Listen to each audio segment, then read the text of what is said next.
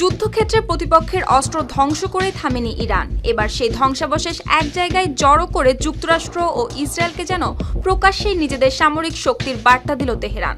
বাংকারের ভেতর সারি সারি পড়ে আছে দুমড়ে মুচড়ে যাওয়া ড্রোন, বিধ্বস্ত বিমানের কাঠামো, ইঞ্জিন ও পোড়া ধাতব টুকরো।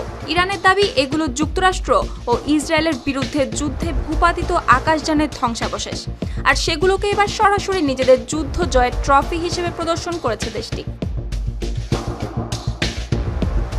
ইরানের ইসলামী রেভলিউশনারি গার্ড কর বা আইআরজিসির দাবি, এই ধ্বংসাবশেষের মধ্যে রয়েছে যুক্তরাষ্ট্রের MQ-9 রিপার ড্রোন, ইসরায়েলের হারমিস 900 গোয়েন্দা ড্রোন এবং মার্কিন বিমান বাহিনীর একটি F-15 যুদ্ধবিমানের অংশবিশেষ।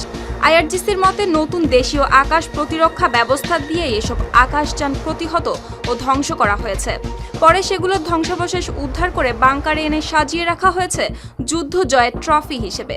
আর এমন সময় নিজেদের এই যুদ্ধ সাফল্য সামনে আনলো ইরান, যখন হরমুজ প্রণালীর নিয়ন্ত্রণ নিয়ে ওয়াশিংটন ও তেহরানের মধ্যে চলছে কড়া বাকযুদ্ধ।